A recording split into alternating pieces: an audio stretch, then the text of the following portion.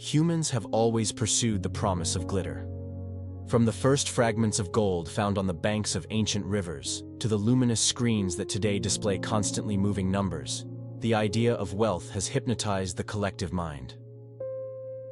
We have learned to believe that possessing is equivalent to being, that accumulating means surviving, and that value is measured by what can be counted. But this pursuit, so fervent and so fragile, has built more fantasies than certainties. Because wealth, in the end, is an invisible agreement between those who believe in it. A pact of trust sustained by nothing more than smoke and desire.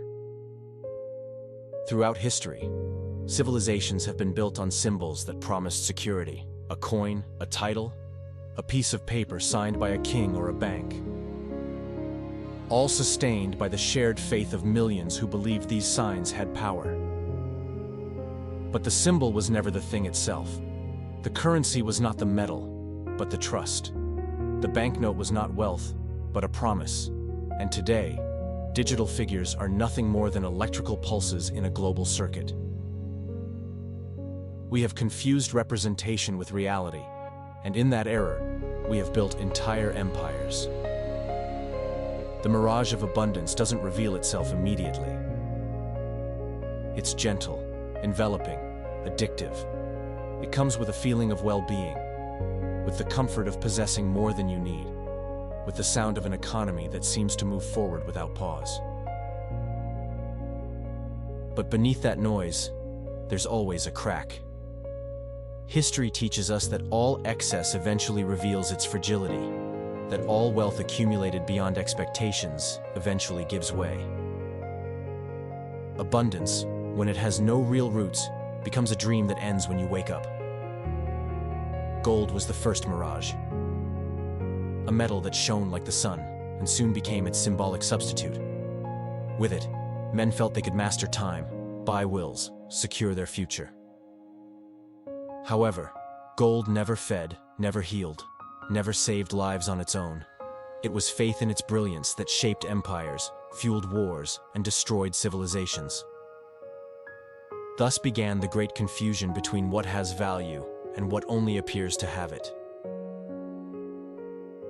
Over the centuries, gold gave way to paper. And with it, the illusion became even more sophisticated. Now value could be printed, multiplied, expanded without apparent limits. Nations learned that they could create wealth out of nothing, as long as collective trust was not broken. But every banknote issued without support was one more brick in a castle of air. A castle that seemed firm until the wind of fear blew. The psychology behind perceived wealth is a mirror of human desire. We want to believe in abundance because we fear scarcity. We want to feel safe, protected by a symbol that promises stability. But that security is as volatile as the emotion that sustains it. When the market smiles, the world trusts. When the market shakes, everything collapses. The collective mind reacts as one, euphoric at gain, terrified at loss. In this ebb and flow of emotions, the economic history of the world is written. Not in the numbers, nor in the treaties, but in the human impulses that create them. Behind every bubble, every crisis, every boom, there is the same pattern: the desire to believe that this time it will be different. That this time wealth will be real, stable, eternal. And yet, there always comes a moment when the illusion shatters. And when it does, not only do the markets collapse, but also the certainties that sustained our lives. Humanity has built financial temples where it once raised altars to the gods. On stock market screens, in bank balance sheets, in digital tokens, we worship new forms of the same ancient myth, the promise of control. But reality, always silent, watches from afar. Every number that rises can fall. Every system that seems eternal can break. Gold, paper, code, three faces of the same illusion. The mirage of abundance is collective. It cannot exist without everyone's faith. It is a tacit agreement between those who sell dreams and those who buy them, between those who print value and those who consume it. In this pact, money becomes a universal language, but also the most elegant prison of the human soul. We think we master it, but in truth, we are mastered by it, because in its promise, we find a purpose that replaces the real meaning of life. And so, the central idea is clearly revealed. Wealth is nothing more than a collective illusion. When desire overtakes reality, the smokescreen begins to dissipate. When trust is broken, value disappears. What remains then is the naked truth, that abundance is not measured in gold, nor in numbers, nor in goods, but in the serenity of those who no longer need to prove their worth. Everything else is just a glittering mirage that history repeats again and again.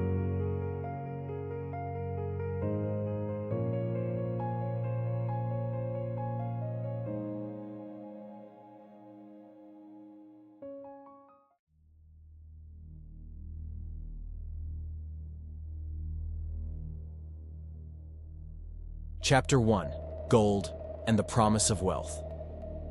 At the dawn of civilization, before banks, banknotes, or stock exchanges existed, there was a brilliance that captivated mankind.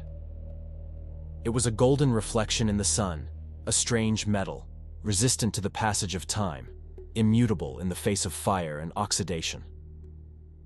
Thus began the myth of gold.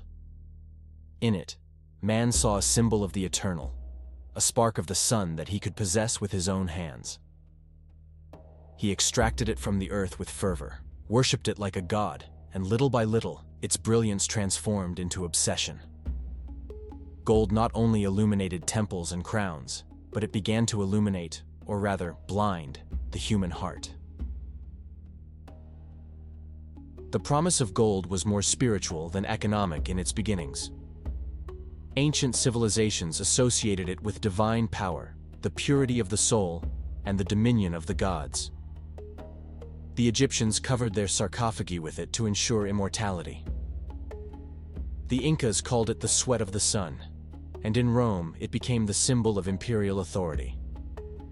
Each culture elevated it to a different pedestal, but the message was the same. Whoever possessed gold touched something sacred. And in that reverence was born the first form of modern idolatry, the worship of wealth. Over time, the sacred became practical. Gold began to circulate, despite its weight, as a medium of exchange. It ceased to be merely an ornament or a symbol to become the measure of all value. Kings kept it in chests, warriors plundered it in battle, merchants transported it between continents. Hidden in its splendor was a promise, the promise of power, of dominion, of freedom. But every promise has its shadow, and gold also began to divide, to corrupt, to enslave. The birth of the desire for possession was as sudden as it was irreversible. Where there had once been barter, now there was greed. Where there had once been sharing, now there was competition. Gold, inert and silent, became the arbiter of human life. With it, armies were bought. Consciences were sold, destinies were negotiated. And although its shine never changed, it changed everything it touched. Because man no longer saw in it a metal, but a reflection of his own desire. The paradox of gold is its essential uselessness. It does not feed, it does not heal, it does not shelter. And yet it dominates entire civilizations. Its value lies not in what it does, but in what it promises. An invisible promise, sustained by the collective belief that this golden metal represents security. But the security it offers is a fragile illusion. All it takes is one war, one invasion, or one betrayal for gold to change hands and power to be reordered. Thus, the most stable metal on Earth became the most volatile engine of human history. Gold was also the first mirror of the human soul. In its brilliance, man saw his reflection: ambition, fear, hope. Each coin minted was a fragment of the solidified human ego. Empires competed not just for territories, but for reserves. Temples and crowns shone while villages starved. And yet, no one questioned the system because gold seemed eternal, incorruptible, unbreakable. In its brilliance lay the oldest lie, that eternity can be bought. In the centuries of exploration, gold became destiny. Navigators crossed oceans. Conquistadors raised entire villages, all for the promise of a shine that never lost its brilliance.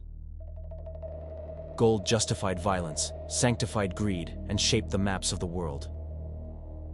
European crowns rose atop mountains of metal torn from the American earth. And with each ingot melted down, the planet paid an invisible price, the loss of its innocence.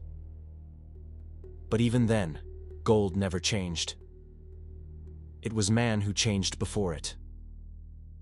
What had once been a symbol of the divine became an instrument of control. Coins began to bear human faces, marking possession, authority, supremacy. The sacred became political, and faith was transformed into economics. Gold no longer represented the sun, but the king. And so, the heavenly brilliance became earthly, but the fascination remained intact. Today, centuries later, we are still trapped in the same promise. Although gold no longer sustains modern currencies, its spirit lives on in the markets, in the ingots stored in vaults, in the obsession with accumulating what glitters. The symbols have changed, not the impulse. We continue to measure value with the same invisible standard: faith in something that is not consumed, but consumes everything in its path. Gold, motionless and eternal, watches as men still fight for its splendor. And in that glow is summed up an immutable truth. Power lies not in the metal itself, but in the mind that worships it. Gold dominates not because it shines, but because man still believes that in its brilliance he will find meaning. Thus, the myth persists, like a flame that never quite goes out. Gold, the first mirror of our ambition, continues to remind us of who we are. And perhaps also, what we never stop seeking: the illusion of the eternal in an ever-changing world. Gold began as a reflection of the sun on Earth, a metal with no immediate use but loaded with symbolism. The ancients revered it not for what it did, but for what it represented: eternity, purity, divine power. In its glimmering light, one saw the promise of something incorruptible, a permanence the human body could not achieve. Thus was born the obsession, not with the object, but with the sense of immortality it evoked. Owning gold wasn't about possessing wealth, but about trying to capture eternity itself. Over the centuries, gold ceased to be a spiritual symbol and became the basis of earthly power. Kings, empires, and conquerors measured their greatness by the amount of metal they could amass. Gold's glitter blinded compassion, and its scarcity fueled wars, slavery, and colonization. The man who had gold believed he owned the world. The man who didn't felt invisible. Thus, value ceased to reside in the essence and began to reside in the gaze of others. But gold, in its perfect silence, never promised anything. It was human desire that imbued it with meaning, that turned it into a mirror reflecting greed and fear. Even today, when it no longer backs currencies or empires, its brilliance continues to dictate invisible hierarchies. Gold remains a god asleep beneath the earth, waiting for man to believe again that in its splendor he will find salvation.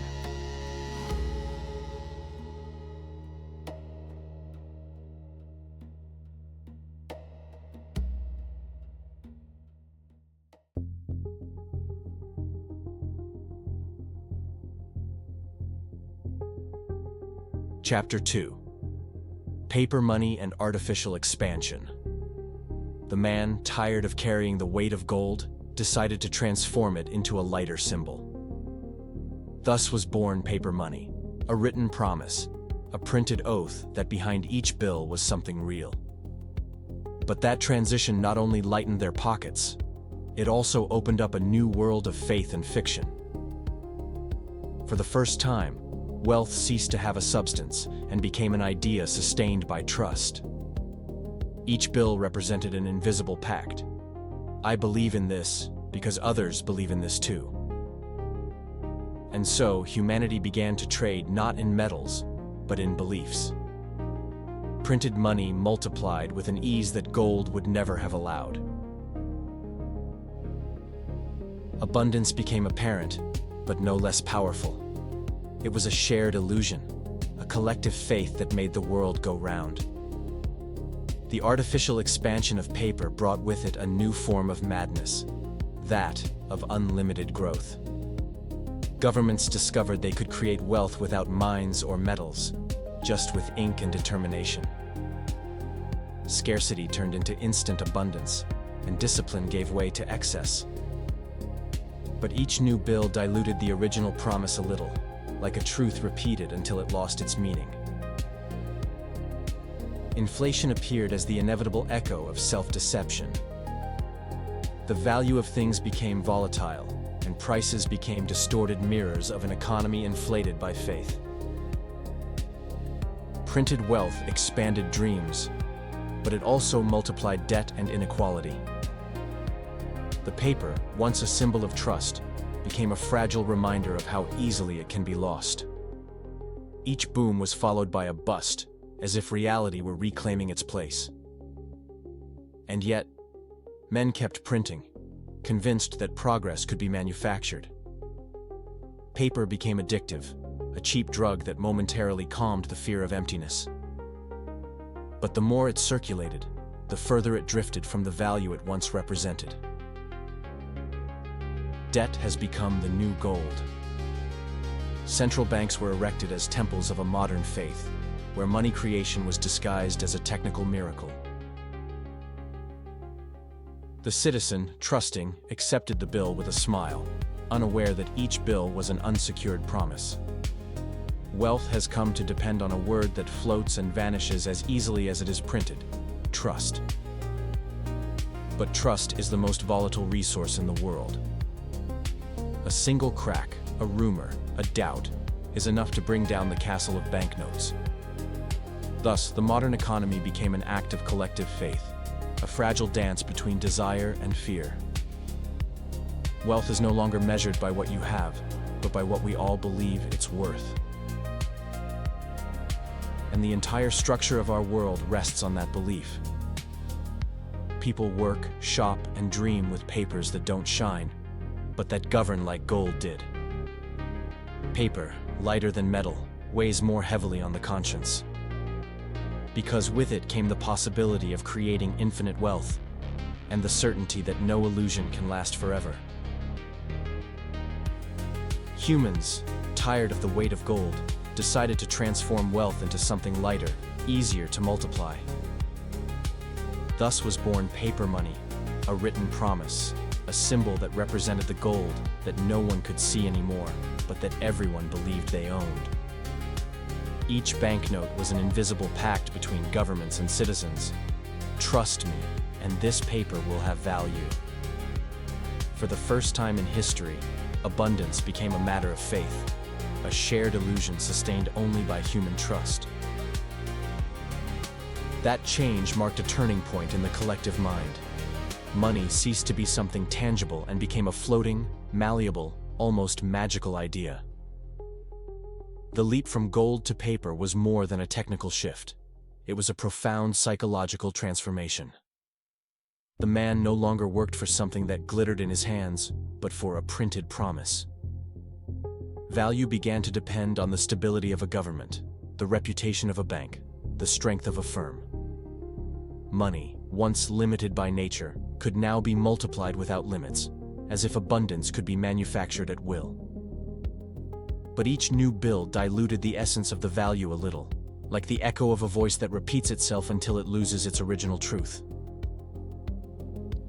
The expansion of paper brought with it an era of boundless optimism. Kingdoms and republics discovered the power of printing wealth and stimulating growth effortlessly.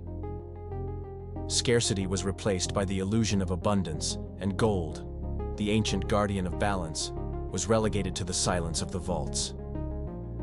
However, behind the apparent prosperity, the seeds of fragility were beginning to germinate. Money without backing was like a building without a foundation. It could grow tall, but it was doomed to shake at the first jolt. Over time, inflation became the mirror that revealed the distortion of value. Prices began to dance to the rhythm of excess, rising and falling with the tide of printed paper.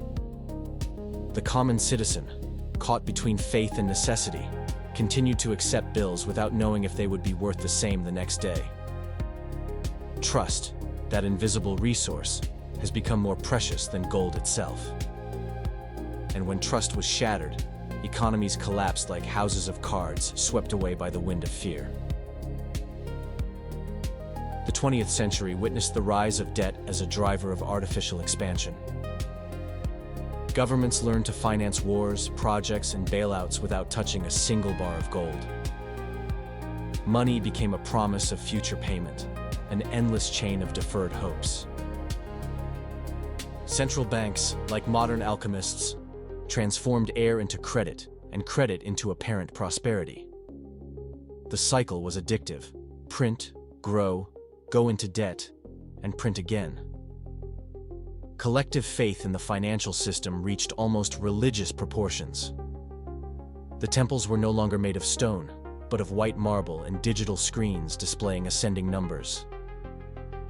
The crowd believed in interest rates, bonds, and markets as if they were oracles of destiny.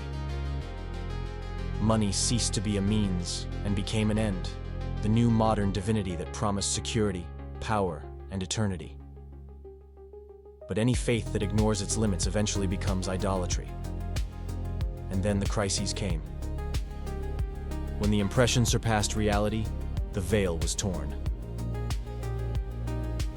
Currencies were devalued, prices soared, and people discovered that their wealth was nothing but smoke. Germany in the 1920s, Latin America in the 1980s, Zimbabwe in the 2000s. History repeated itself under different names, but with the same outcome. The paper eventually confessed its fragility. Still, the world continued on, as if it hadn't learned. The convenience of creating money out of thin air was too tempting. The system adapted, disguising the illusion with new terms: liquidity, flexibility, stimulus. And humanity felt rich again, without noticing that the ground was still sandy. Each new cycle of expansion only reinforced the dependence on a faith that no one wanted to question. Today, we live surrounded by banknotes and digital numbers we've never touched. Paper isn't even necessary anymore. All it takes is a screen, a number, a balance that promises to exist. Trust has transcended matter. It has become pure abstraction. But the question remains the same as it was in the early days. How much is what we think we own really worth? Perhaps the answer isn't in the pews, but in the invisible boundary between faith and fiction. Because money, in the end, is nothing more than an agreement between human beings who are afraid to look into the void.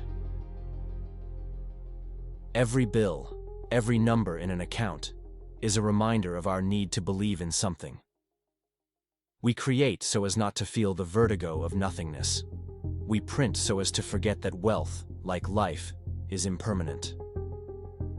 And so we continue, generation after generation, feeding the artificial expansion of a paper dream. A dream so light it can fly away, or vanish with the first breath of reality.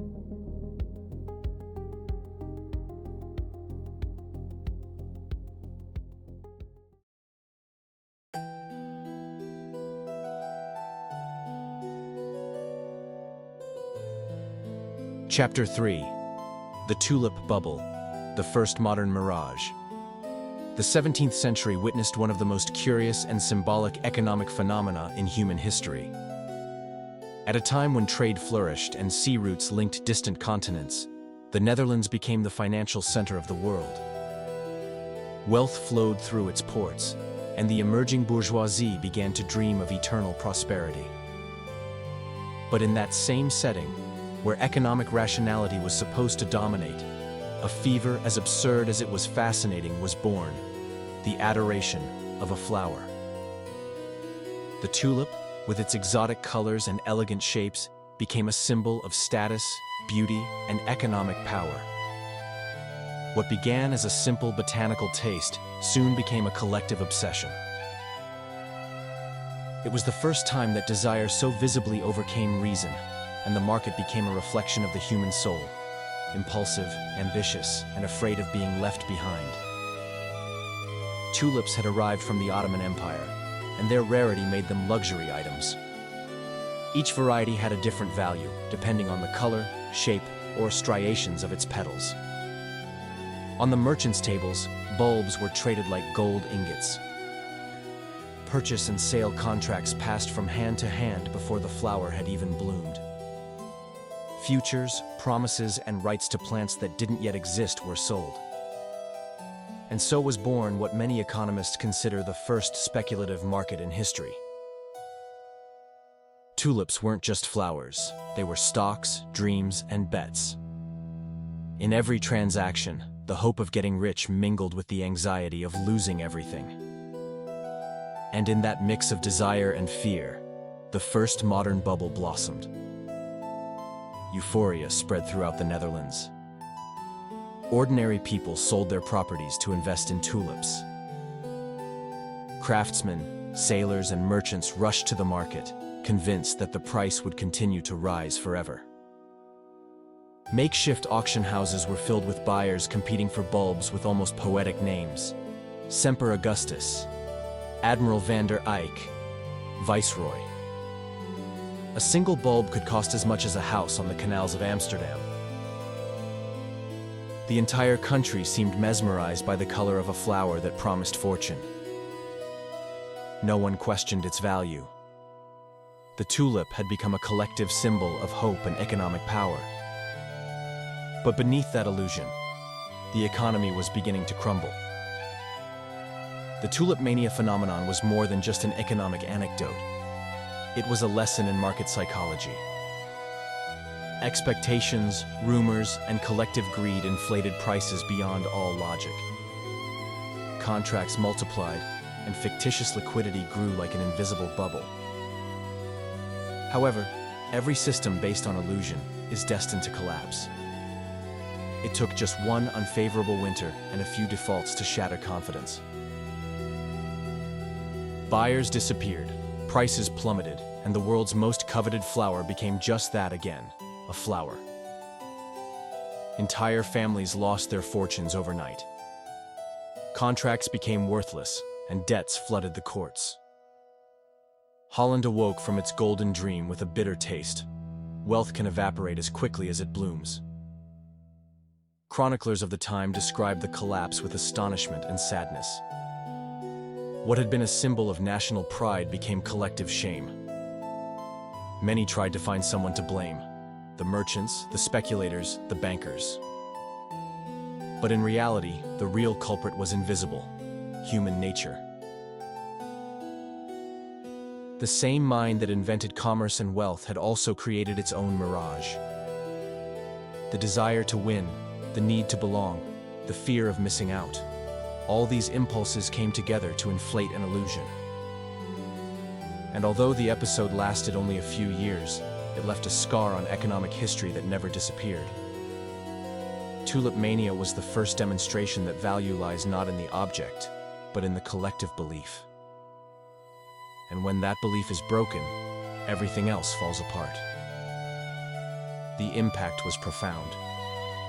Dutch financial institutions began to review their credit mechanisms. Families became more cautious, and commerce resumed its course with a mixture of prudence and distrust. But something had changed forever. The world had learned that the market could be manipulated not only by money, but by emotion. Mass psychology had become a new economic actor. and governments slowly understood that stability depended as much on reason as on narrative. Since then, every bubble, whether real estate, technological, or digital, has repeated the same pattern, only changing the object of desire. The tulips, unwittingly, had marked the beginning of the modern economy. Beyond material loss, tulip mania left a psychological legacy. It showed that the illusion of wealth has an almost religious power. The crowds that gathered at the markets weren't just looking for money. They were looking for meaning, belonging, a promise of transcendence. In a way, the tulip was modernity's first financial idol. A symbol of faith in progress, abundance, and economic immortality. But all faith based on greed eventually erodes. And the Dutch crash served as a prelude to all the bubbles to come. From the gold rush to cryptocurrencies, history seems to repeat its echo with different faces. Later economists analyzed the phenomenon coldly, but philosophers saw something deeper. They saw a metaphor for the human soul and its tendency to confuse symbol with essence. What was being sold was not a flower, but a projection of desire.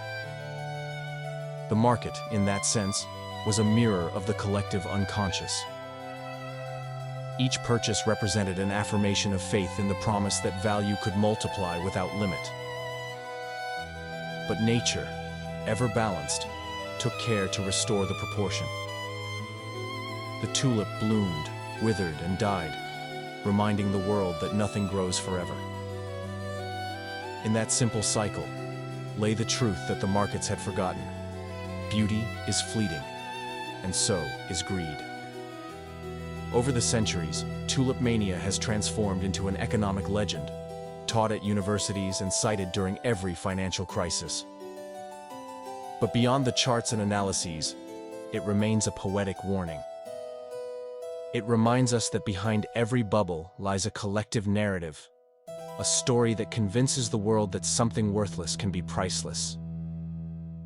And as long as there is desire, there will be tulips, even if they take new forms. Stocks, real estate, digital currencies.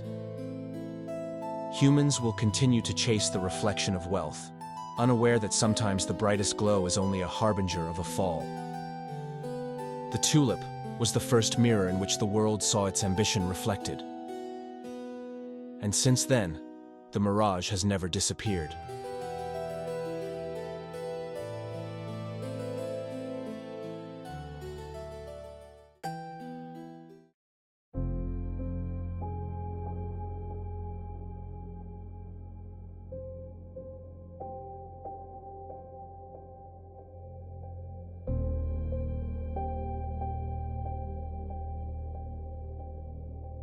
Chapter 4, 1929, The Fall of the Stock Market Faith. During the 1920s, the United States danced to the rhythm of jazz and economic optimism. Factories roared, cities grew, and the word progress seemed written on every corner. The masses believed they had discovered a magic formula. Money generated more money, and the stock market was the altar where this new faith was celebrated.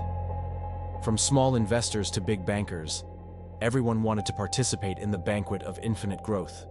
Stocks rose relentlessly, and each rise was interpreted as proof that humankind was destined to be rich. But behind this fervor lay something more fragile than the paper on which stocks were printed. It was a collective confidence, a faith that didn't need facts, only hope. The stock market became a modern religion where numbers were the new gods and risk was confused with courage. Banks lent money to invest. Fortified houses became chips in a game that no one wanted to stop.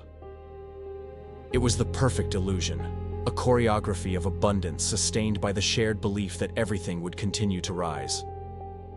On October 24, 1929, later known as Black Thursday, that illusion began to shatter. Millions of shares were sold in a matter of hours, while traders screamed and telephones rang incessantly. No one knew what to do, except that the air was heavier and the future no longer looked as bright. The crowd that had celebrated the rise began to flee.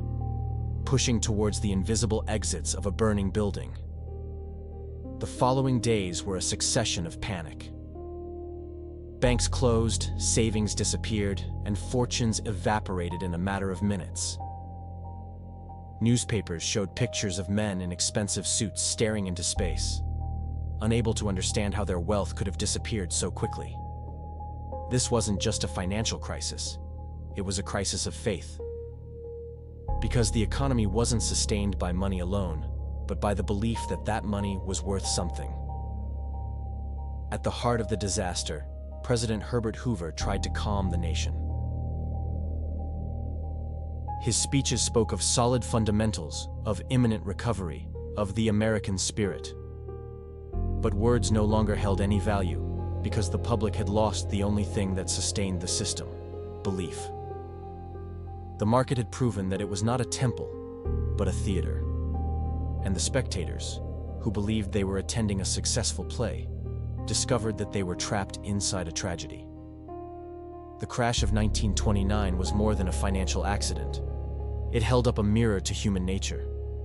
It reflected greed disguised as optimism, the naivete that mistakes expansion for progress, and the blind faith in numbers as substitutes for truth. Overnight, millionaires became beggars, and bankers became fugitives from their own system. The streets were filled with lines for bread, and skyscrapers, symbols of power, now looked like monuments to arrogance. In that darkness, a new form of prudence was born. Families that had lost everything began to distrust credit, to save every penny, to fear luxury. The Great Depression not only destroyed the economy, but also the collective innocence that had sustained the idea of limitless growth. The lesson was clear, but fleeting. When desire overwhelms reality, the fall is not only economic, but spiritual. The system slowly rebuilt itself on the ruins. New laws were created, credit was regulated, and attempts were made to limit financial enthusiasm.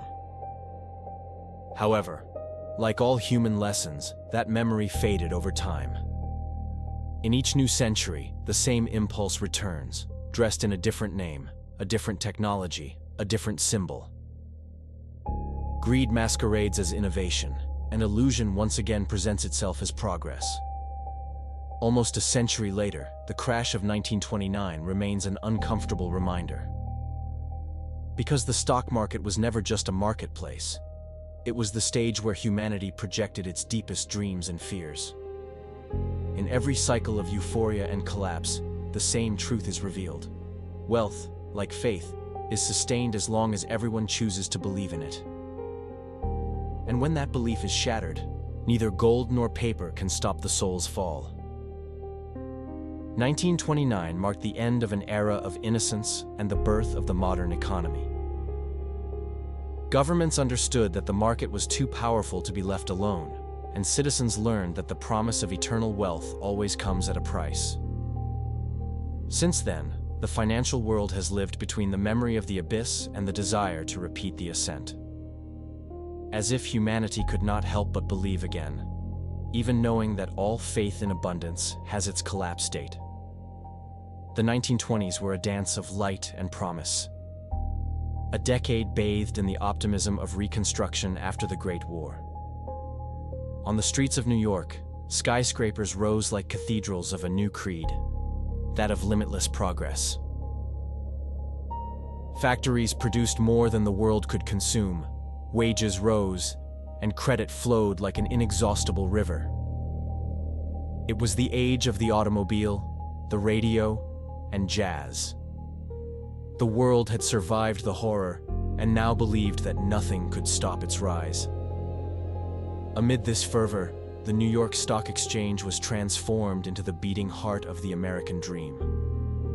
Buying stocks was no longer an act reserved for bankers or industrialists, but an everyday gesture of trust. The teacher, the farmer, the worker, everyone wanted to participate. Stocks rose day after day, and each rise fueled the illusion that growth was a divine right. The market always rises, they repeated with the same faith with which they had once said prayers. The economy had become a game of mirrors. Banks lent money to invest in stocks, and those same shares served as collateral for new loans. Value multiplied not by production, but by confidence. Dreams were bought and hopes were sold. And like any collective illusion, as long as everyone believed in it, it worked. The numbers spoke for themselves. Between 1924 and 1929, the Dow Jones Index quadrupled. It was a never-ending staircase, a symphony of euphoria where no one wanted to hear the dissonant notes.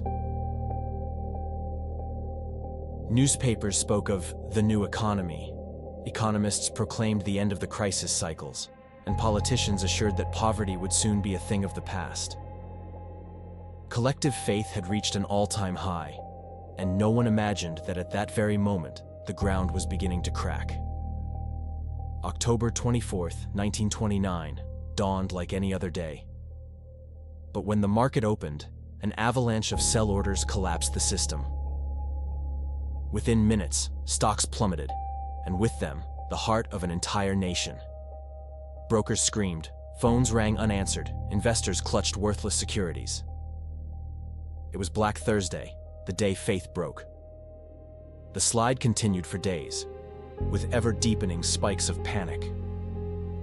October 29th, Black Tuesday, marked the point of no return. $20 billion in stock market value evaporated, an inconceivable figure at the time. The financial elite, which had preached eternal stability, was the first to fall. And behind it, millions of workers who had never set foot on Wall Street lost their savings, their jobs, their homes. The crash of 1929 was not just an economic crisis. It was a crisis of confidence, of meaning, of purpose. Hunger lines stretched through the streets, banks closed one after another, and the word progress disappeared from the national vocabulary. In a single decade, the nation that had thought itself invincible found itself trembling before its own creation. Wealth had evaporated like a mirage, and the illusion of control turned to dust. Contemporary accounts speak of men throwing themselves out of the windows of financial buildings, of entire families driven into destitution, of farmers watching their land seized by the same banks that months before had offered them unlimited credit. The American dream had revealed its other side, the nightmare of desire and dependence. What had begun as ambition ended in despair. President Herbert Hoover tried to calm the nation. He spoke of temporary adjustments, of confidence that needed to be restored. But his voice sounded hollow compared to the silence of the closed factories and empty fields. His government, clinging to the old ideas of the free market, refused to intervene decisively. Faith in the system's self-regulation was stronger than compassion. And so the suffering stretched on for years. The Great Depression wasn't just an American phenomenon. It spread like a shadow across the globe. Europe, still healing from the wounds of war, saw its economies collapse once again. In Germany, mass unemployment and despair paved the way for extremist rhetoric promising to rescue national pride. In this cauldron of frustration, the seeds of a new global conflict were born. The collapse of 1929 was a dark mirror in which humanity saw its unvarnished reflection. On its surface trembled the faces of excess, greed, and naivety. The stock market did not fall for lack of money, but for excess of faith.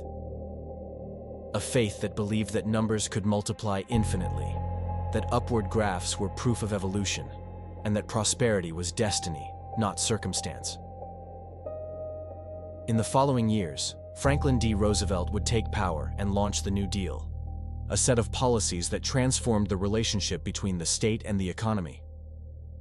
Public jobs were created, banking was regulated, and limits were placed on speculation. The system was reinvented, but the wound remained open. The trauma of 1929 became a collective scar, a reminder of how easy it is to confuse wealth with stability and trust with truth. Ultimately, 1929 taught a lesson that few wanted to hear. That economics is not an exact science, but a shared narrative. That markets are moved not by data, but by emotions. That value lies not in metals, nor in paper, but in the human belief that something makes sense. And when that belief is shattered, every structure, no matter how solid, falls with it. Today, looking back, the crash of '29 still seems like an unheeded warning. Every time a new technology promises unlimited wealth, every time an asset multiplies without explanation, every time euphoria replaces analysis, the echo of 1929 resonates in the shadows. History doesn't repeat itself, but it rhymes. And the melody of human excess has never stopped playing. The fall of the stock market faith didn't just destroy fortunes, it destroyed a belief that human progress can be measured in numbers. What collapsed in 1929 was a modern religion, a faith in the abstraction of value. And what remained was the certainty that, as long as human beings need to believe in something to sustain their world, there will always be a new idol to take the old one's place. This has been the case since gold, and this is how it will continue to be as long as the illusion of wealth shines brighter than the truth.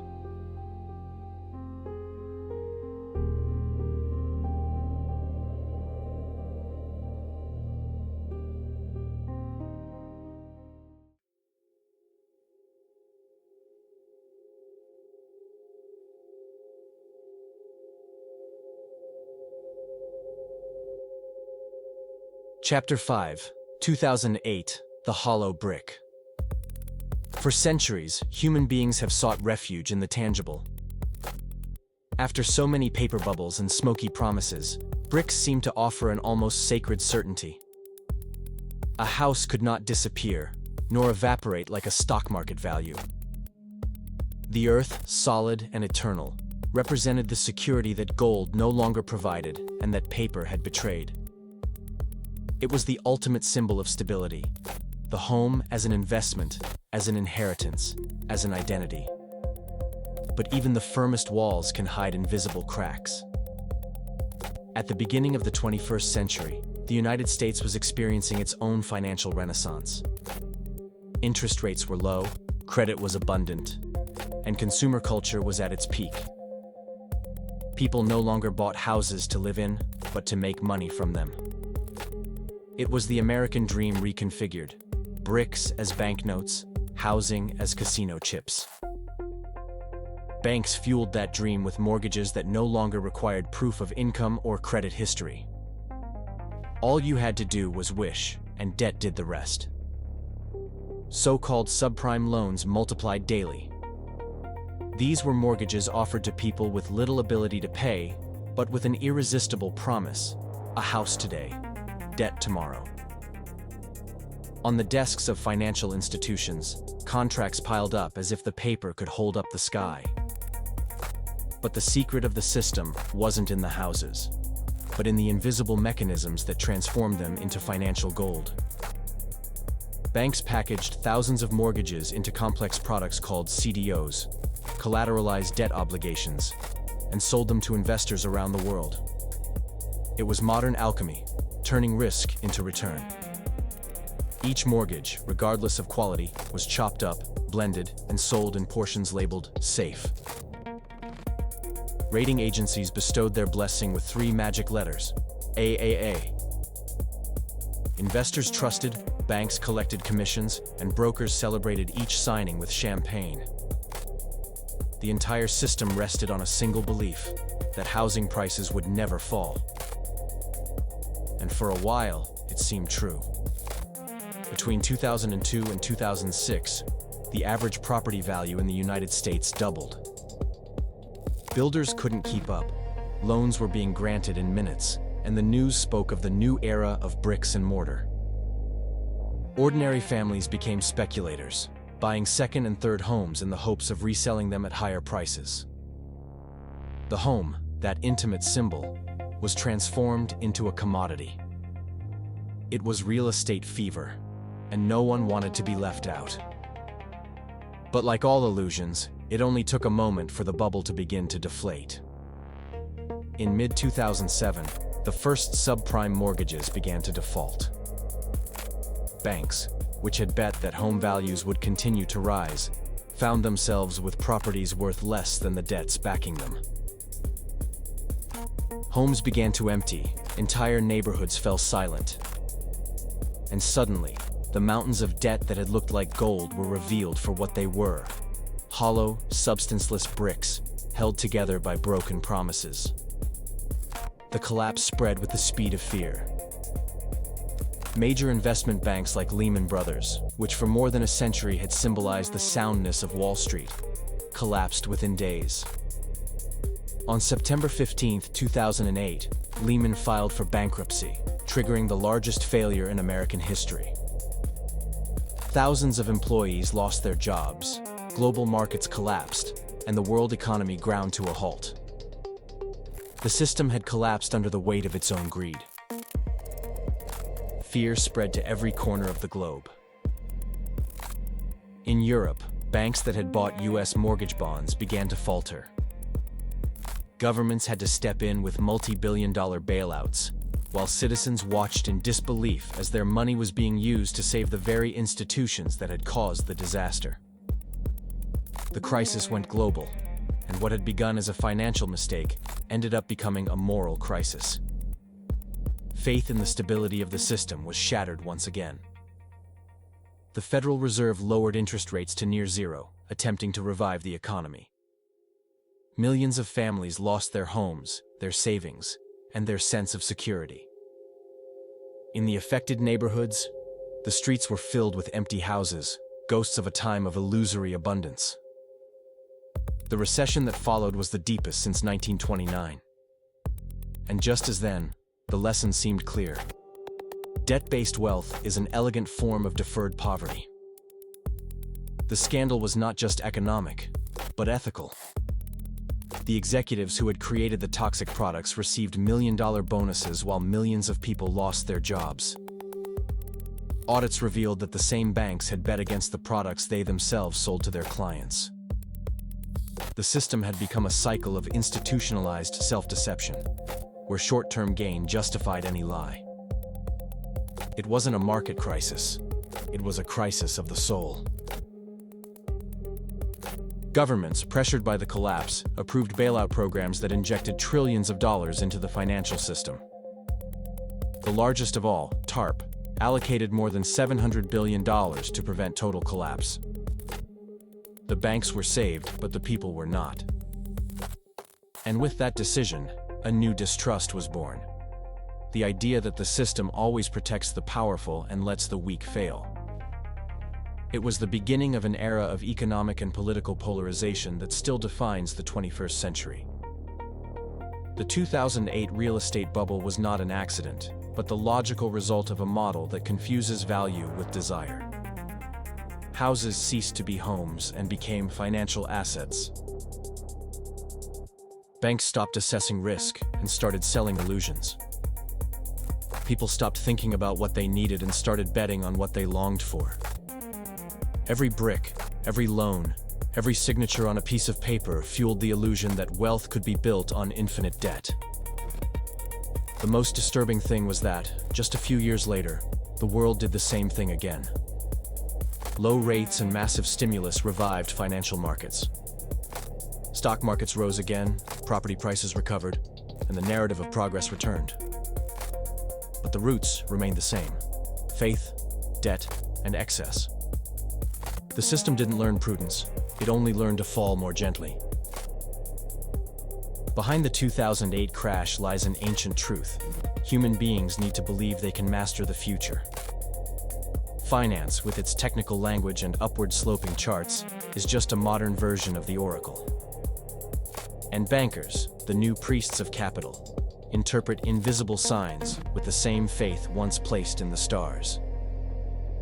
But no model can foresee the human heart. And as long as fear and greed remain the driving forces, bubbles will continue to be born, grow, and burst again and again. the hollow brick is more than an economic metaphor. It is the symbol of a civilization built on debt that confuses possession with security and value with appearance.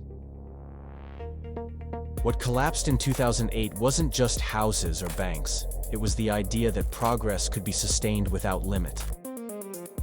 And yet, after every collapse, humanity raises its walls again. Because the desire to believe is stronger than the fear of falling.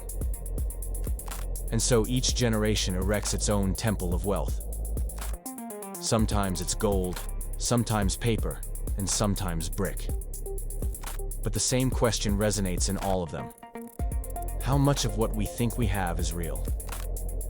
In 2008, the response was a profound silence, an echo that can still be heard in the cracks of the global financial system. Because in the end, every structure without a moral foundation eventually collapses, no matter what it's made of.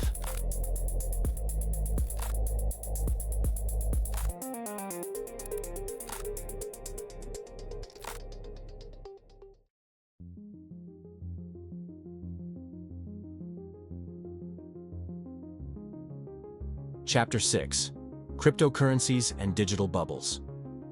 The history of money has always been a story of faith.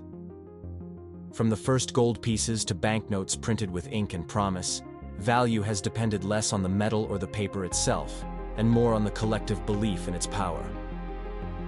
But in the 21st century, faith has changed form. It is no longer in the hands of central banks or reserve vaults.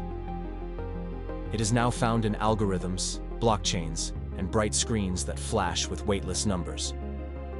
Thus are born cryptocurrencies, an attempt at freedom, a technological revolution, and at the same time, a new mirror that reflects the eternal illusion of wealth.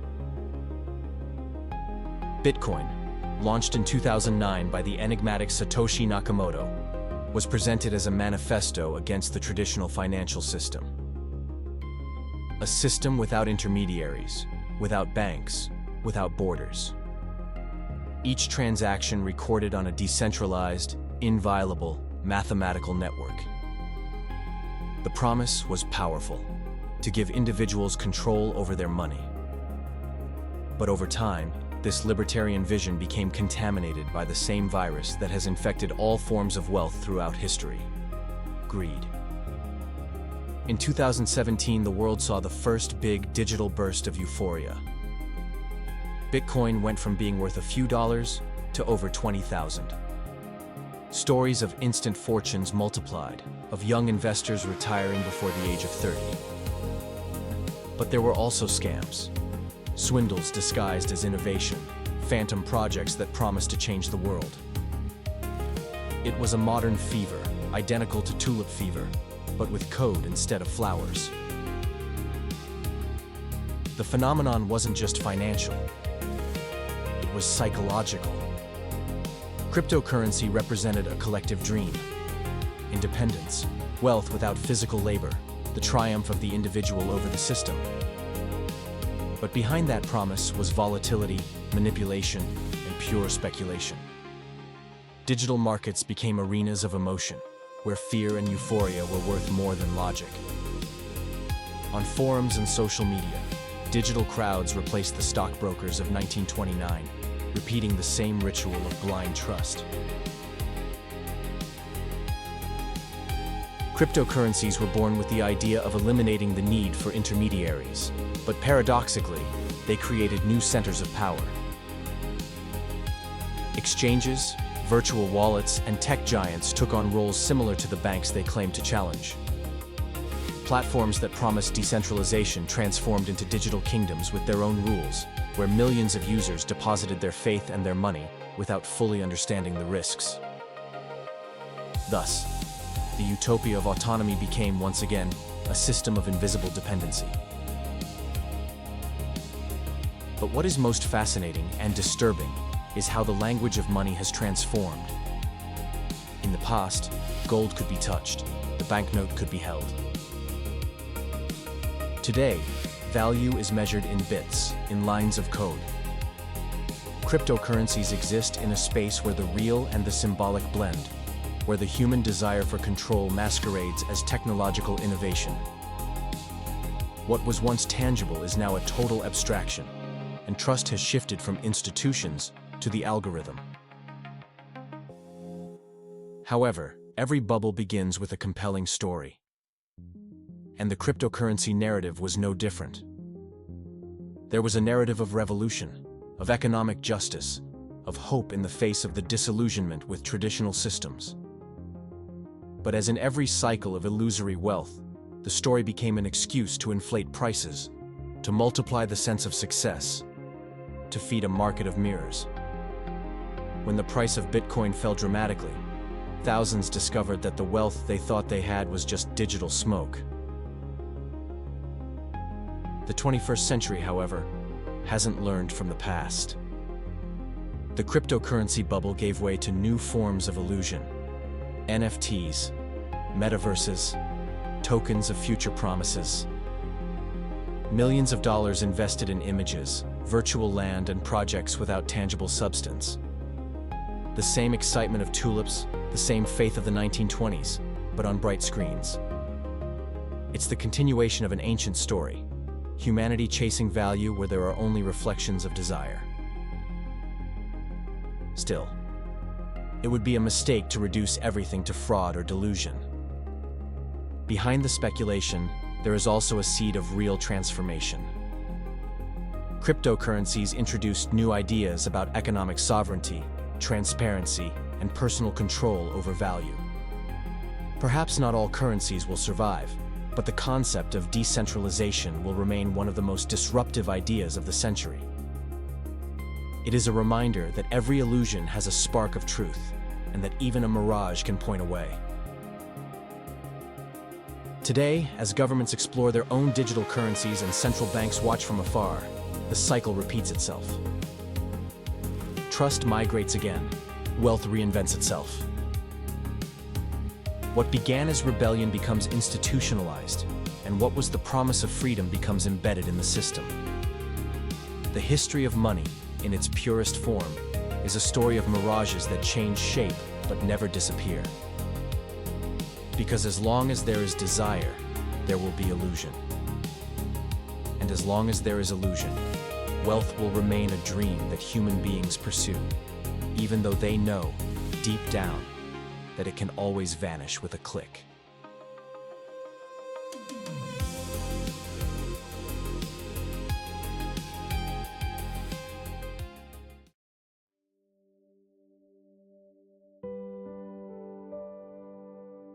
Final reflection: the smoke that sustains the world. There is something deeply human in the need to believe that what we possess has value. From the first lump of gold to the last binary code that shapes digital money, every generation has placed its faith in something that promises stability. But the inconvenient truth is that value, like faith, does not exist outside of us. There is no wealth without belief. There is no power without agreement. Everything we hold is certain: price, prestige, success, floats in an atmosphere of shared illusion. The economic history of the world is nothing more than the history of the things we choose to believe are valuable. Gold, which glitters without purpose. Paper, which is worthless without the signature behind it. Stocks, which rise or fall with the emotional pulse of multitudes. And even cryptocurrencies, born from the digital air, which promise independence and end up trapped in the same cycle of desire and disappointment. If anything unites us as a species, it is the ability to invent realities in which we place our hope. But what happens when the smoke clears? When the screen goes black, when the number disappears, when gold no longer represents power? Perhaps there, in that void, is revealed what was always hidden: that wealth has been nothing more than a collective mirage. That money, far from being a measure of value, has been the most perfect mirror of our desires. And that the world economy rests on something much more fragile than metal or technology: human trust. The smoke that sustains the world is nothing other than our faith in the system. A faith that fluctuates, that ignites with hope and cools with fear. Every bubble, every crisis, every boom and bust are not mistakes, but cyclical reminders of that volatile nature. We believe, we invest, we lose, we forget, and we believe again. This is how humanity advances, feeding a machinery of mirrors that never stops. At its core, what we call wealth is merely a projection of the human desire for control. We want to master time, secure the future, perpetuate well-being. But every attempt brings us back to the same point. Money is not an end, but a reflection. It reflects our faith, our greed, our deepest aspirations. The mistake is not in seeking prosperity, but in forgetting that its roots are not outside, but within.